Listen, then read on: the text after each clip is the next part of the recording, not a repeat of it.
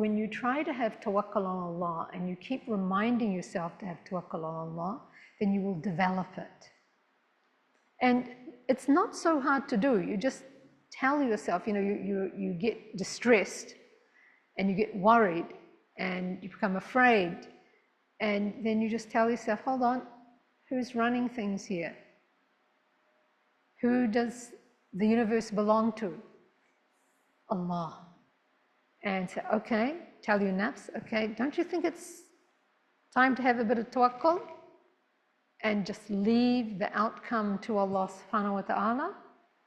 And so by doing this, and then you calm down, next time your nafs gets all riled up and disturbed, you do the same thing until you start cultivating this attribute of tawakkul.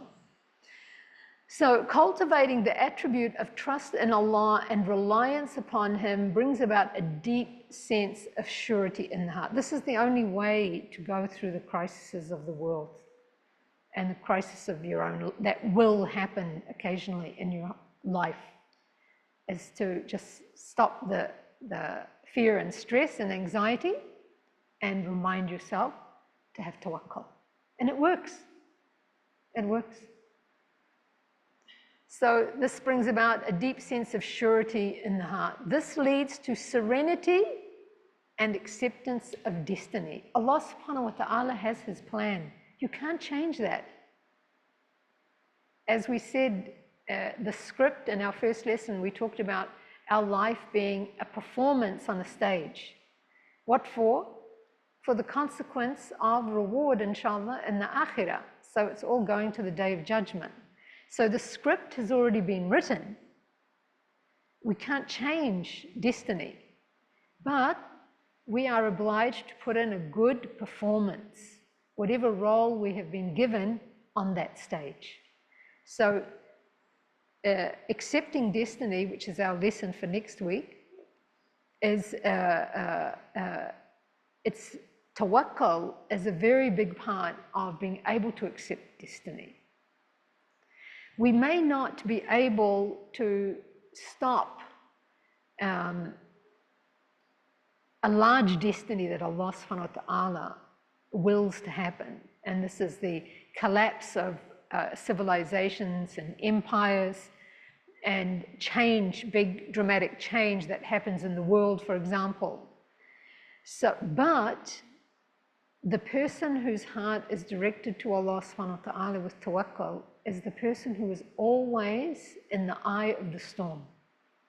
He's always in a place of peace and serenity, or if not peace and serenity, at least a surety. He has a surety in his heart that gives him a calm, gives him a calm. The person who has a loving father that he can always turn to for help is not apprehensive. You know that he's there. If you have a loving, capable, strong father. So how about someone who has Allah mighty and majestic to rely on?